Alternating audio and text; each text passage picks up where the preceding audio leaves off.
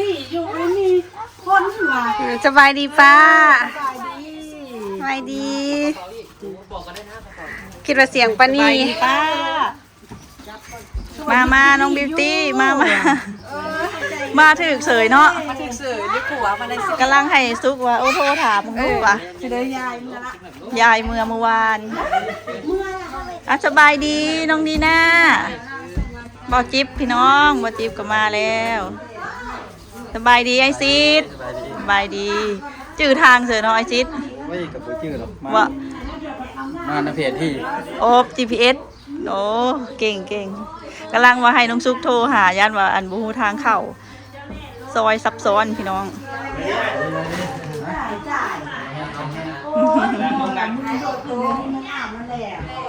ลงมาเดี่ยมแล้วนะโก้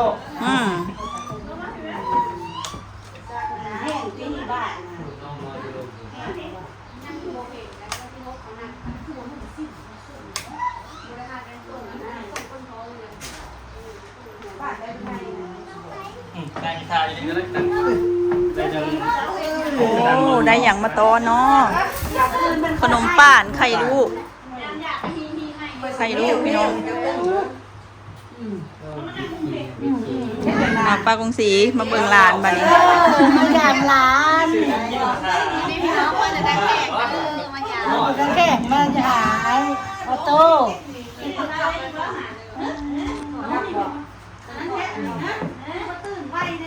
มุกนั่นแหละที่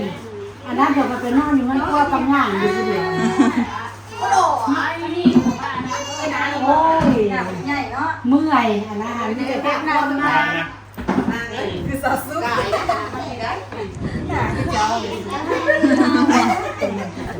คือแม่ว่าสัน ไอเอ้ยโตไอเอ้ยโต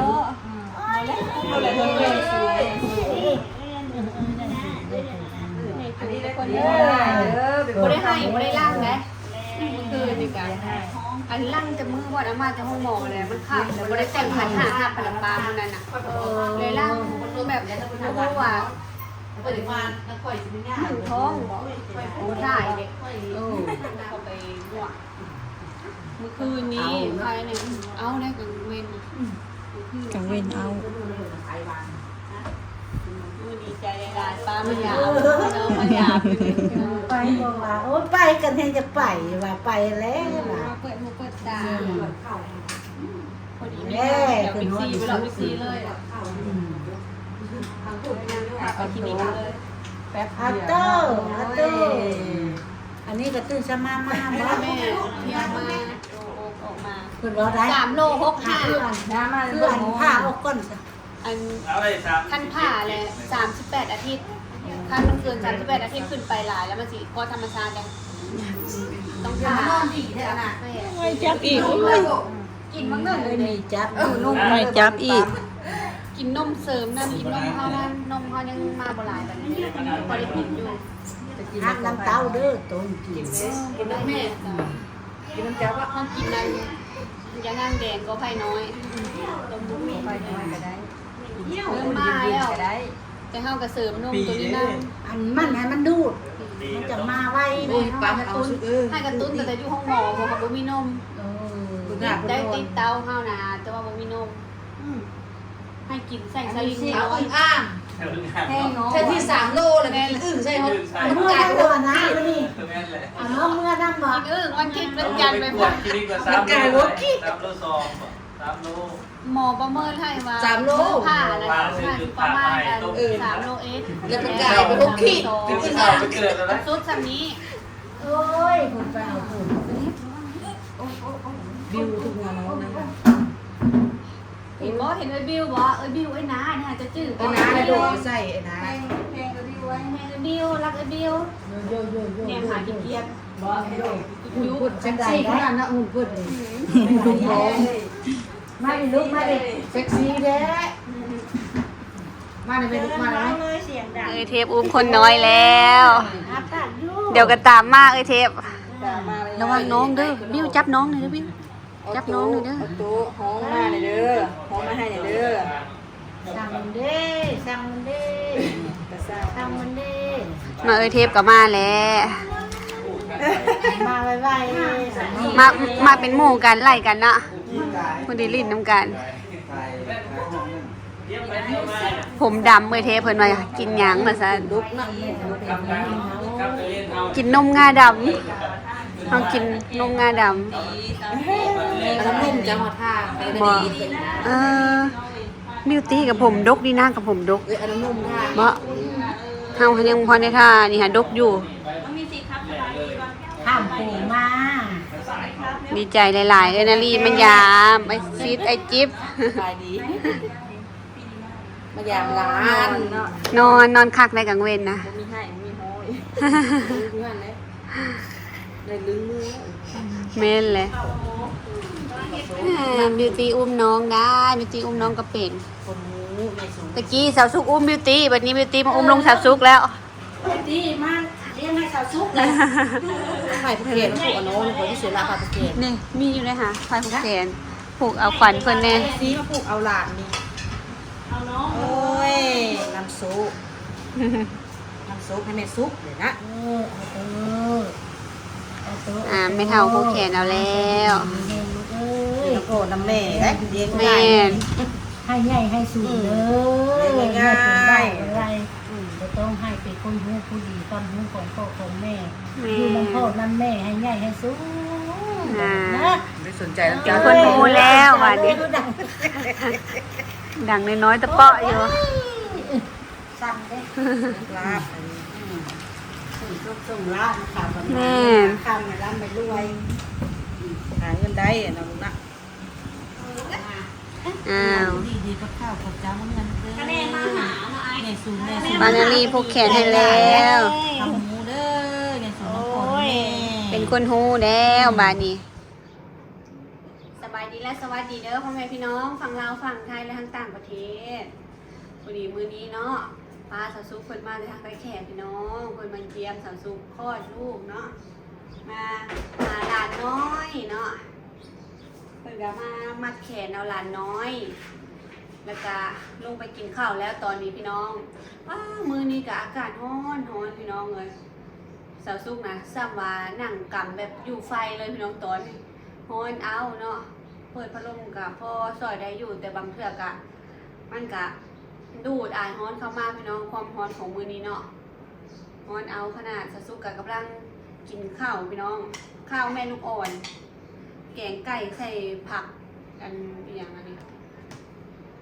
ผักกวางตุ้งบอกว่าเดินนอนอยู่ไทยสุกะถึงบนนี้พี่น้องผักอันเนี้ยมาเด้อกินข้าวนำกันพี่น้องกินข้าวไปนั่งเฝ้าลูกไปนั่งฮ้อนหลายพี่น้องที่แรกป้าว่ากินข้าวอยู่เทิงนี่ก็ได้ว่าซันแต่ว่ามันฮ้อนไปนั่งว่าส่วนไปนั่งอยู่ห่มขี้เล็กข้างหลังคนนี้ได้โต๊ะปิกนิกค่ะแล้วพี่น้องเลยกับเอาเก้าอี้แดงไปนั่งนำโต๊ะบิ๊กคิงวะหิวมากวะนี่ตื่นแน่ตื่นมาเล่นเมื่อยบิวเด้อเมื่อยบิวมายามเด้อยุงก็หลายพี่น้องเอ้ยละสายตาบ่ได้เลยเนาะยุงมาลอยเข้าน้ำตีนมุ้งกวบนี่พี่น้องเนี่ยตื่นแล้วบ้านยังเหนียวอยู่เด้อเนาะกินข้าวยังบ่แล้วจ้ะพี่น้องจะได้เปลี่ยนเพิร์ทให้ลูกก่อนบัดนี้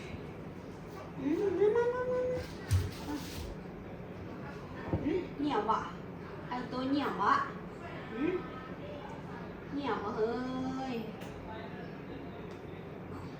ชีวิตแม่ลูกอ่อนพี่น้องเอ้ยจะเป็นภาคบัดนี้เหนียวบ่เฮ้ยอุ้ยเหนียวคนเปียกด้วยคนเปียกด้วย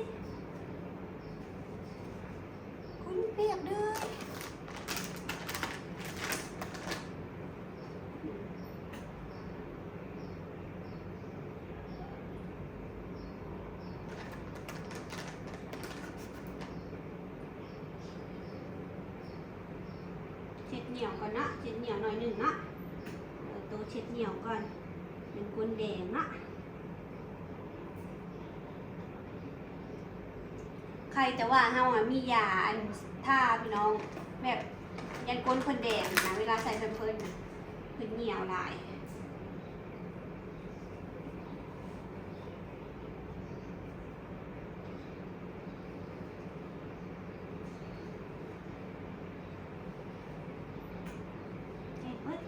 เจ็บแล้วนอนต่อนะ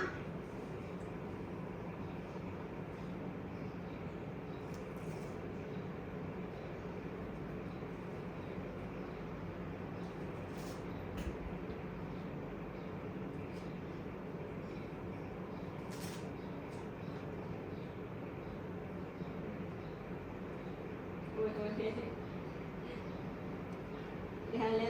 วสบายตูดแล้วสบายตูดแล้ว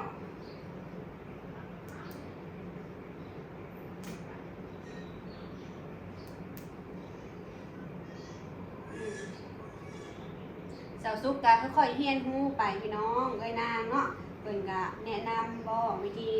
เอาลูกให้แบบนั้นให้แบบนี้อาบน้ำอาบในแต่ว่าตอนนี้สาวซุกยังเจ็บบาดแผลอยู่พี่น้องยังก้มบ่ได้หลายอาบน้ำให้ลูกก็ยังบ่เป็นยังบ่ได้เนาะหายน้ำก็อาบมันก่อนบาดแผลสาวซุกเริ่มดีเริ่มไข้สาวซุกจึงเฮียนอาบเนาะนอนต่อเลยได้ทำอีกฮ้อนบ่ฮะอะไรตัวฮ้อนบ่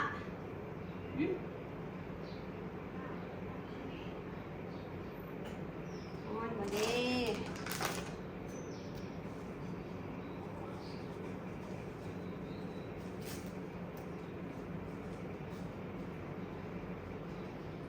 เรียบร้อยไข่แต่เพิ่นบ่ขี้พี่น้องเอ้ยเพิ่นเหี่ยวซื่อๆกินข้าวโตก่อนสาวซุกอะกินแต่ข้าวเจ้าพี่น้องข้าวเหนียวงดเลยสาวซุกตั้งแต่ออกมาแต่โรงพยาบาลเนาะโชคดีได้มีนางพี่น้องเป็นคนคำกับเห็ดน้ำดูน้ำกินของแม่ลูกอ่อนให้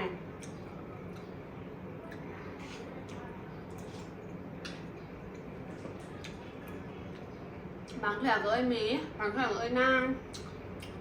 เปลี่ยนเมนูให้สาวซุกตลอดได้พี่น้องเนี่ยสาวซุกเบื่อวันหนึ่งกะไก่ผัดขิงแกงปีไส้ไก่มกปีไส้ไก่เนาะ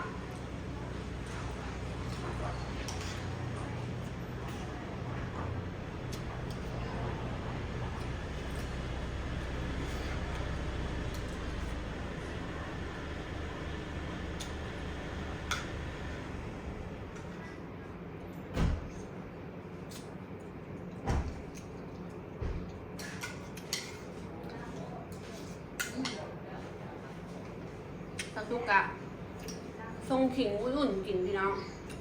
ให้น้ำนมมาพยายามแบบยังให้น้ำนมมาเลยล่าเหมือนแล้วสาวซุกสิปั๊มไปป้อนลูกพี่น้องว่าจะให้กินนมตัวเองสาวซุกเอาหักไม้มาแต่ลาวกะมีหักยานางแดงพี่น้องที่คนนั้นอยู่กันมันจะมักต้มกินตอนนี้ไอเทพเพิ่นกาสิกลับแล้วนะพี่น้องเพิ่นกาสิไปเลาะลิ้นแถวในเมืองจักน้อยเนาะมื้อนี้กาเพิ่นกามาหาหลานน้อยวันนี้ก็ให้เทพสมหวังเอาหลานน้อยมาเป็นหมู่กันวันนี้ท่านกันอยู่ดอกเนาะสูอดโตใหญ่สูง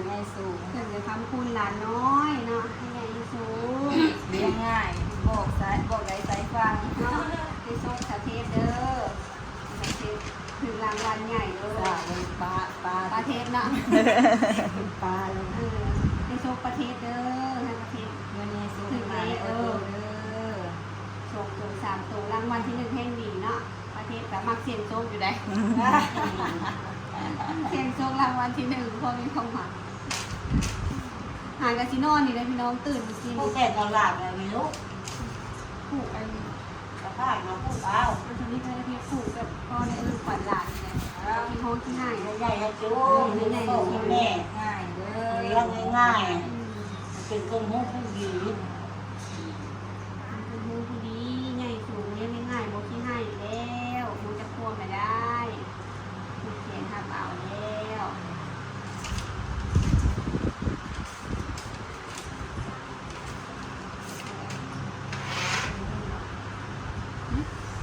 จะเดินโต๊ะนี่เดินอาทิตย์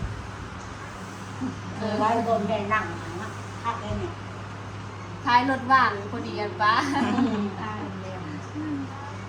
ข้างสองชั้น